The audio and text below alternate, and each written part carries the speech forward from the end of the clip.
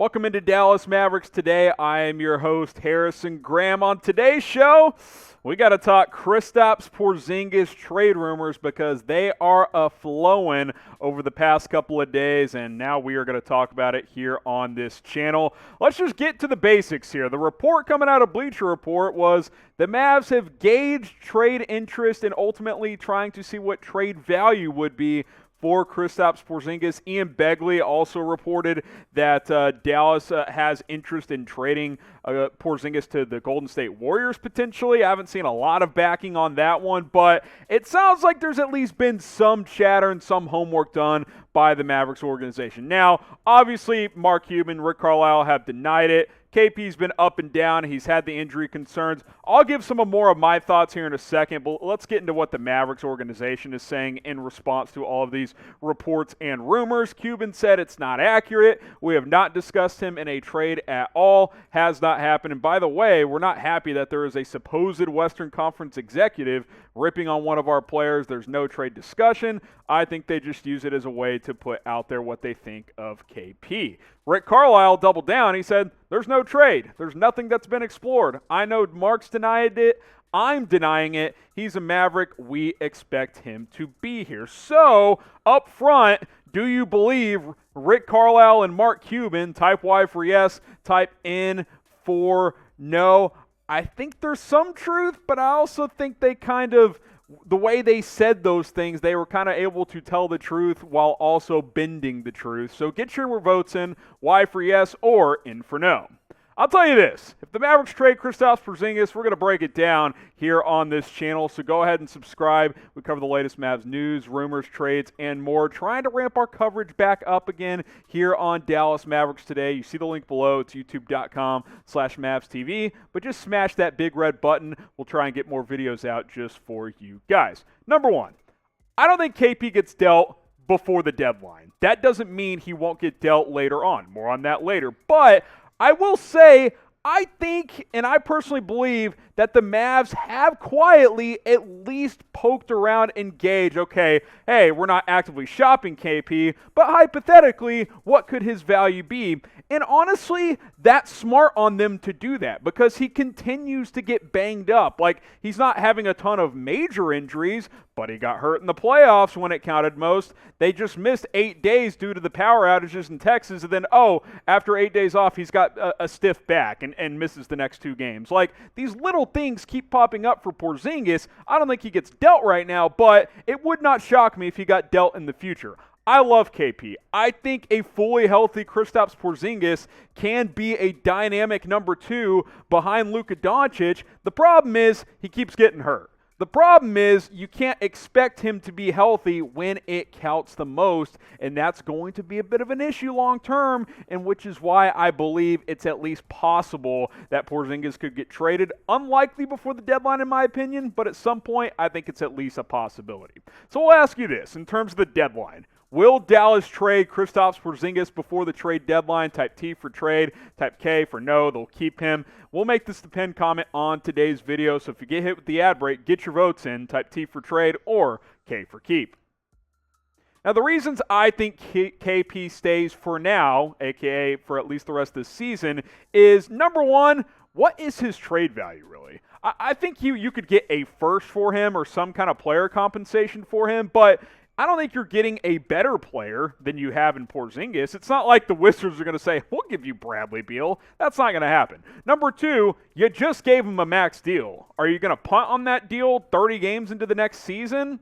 I mean, I don't really think so. I guess it's possible, but I think that's very unlikely. And number three, you're trying to make the playoffs and ultimately see if Luka and KP, if they're both healthy, can be cornerstones together and make a playoff run. That's the whole reason you traded for Porzingis in the first place, is to get Luka that number 2 player in Dallas. And we really haven't even seen them play together in the playoffs outside of a couple of games last year in the bubble, which was kind of a trial run anyway. You look at where they sit in the West right now, it's competitive as hell, man. The Jazz have been great. Clippers, Lakers, we know they're going to be in the mix throughout. The Suns have been really good this year. They've built on that momentum they got in the bubble last year. Kudos to Greg Popovich. The Spurs just keep on winning games in San Antonio. And then you find yourself in that, race for the 8th seed right there if you're Dallas. I will say, I think you can get into the top 5. You're only 2.5 games back of Portland, which is the number 6 seed. It's not like you're out of the mix from being a 4, 5, or 6 seed just because you're number 9 right now. Mavs have won 6 of 8. KP was playing better before he missed these last couple of games with the back stiffness. I think he stays for now because you got to see if he can be a big part of a playoff run, but will he be available for the playoffs? That's what we always are going to want to know. So will the Mavs make the playoffs? Type P for playoffs, type M for miss, a.k.a. they will not make the playoffs. I still think they will. Remember, there is the play-in stuff too, so the top 10 teams technically at least get an opportunity to play in for a playoff spot, so I think they'll at least be in one of those 2 spots, but I think they'll make it. They're playing better. They're not as good as I thought they'd be, but I do think they'll be a playoff team.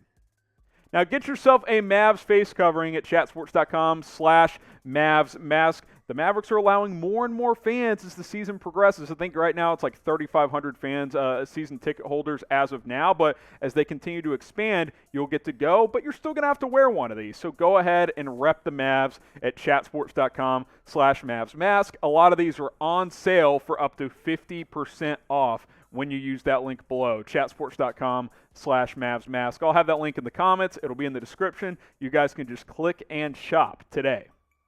So we talk more about this Kristaps Porzingis trade and all the buzz and all the craziness over the last 24, 48 hours that's come with it, because everyone's like, Kristaps Porzingis on the move? No way. And then the natural reaction from Mavs fans was when he was in, or did not play with the back stiffness. It was like, good, trade the guy because he's never healthy. Let's pump the brakes a little bit. I don't think this happens, like I said, before the deadline. However, I think an offseason trade, especially if A, he's banged up and in and out of the lineup throughout the season, or B, doesn't play that well down the stretch, I think that could be more likely. I think that's one of those situations where it's like, all right, we've given this a crack. He's been with us for 2.5 years. He's played about 55, 60% of games he's been eligible for. He's missed that much time with injury, and he hasn't been available or played at peak form come playoff time. At that point, okay, you have to at least reevaluate. But I don't think you can determine in the next month that you're going to trade Porzingis. Again, his trade value,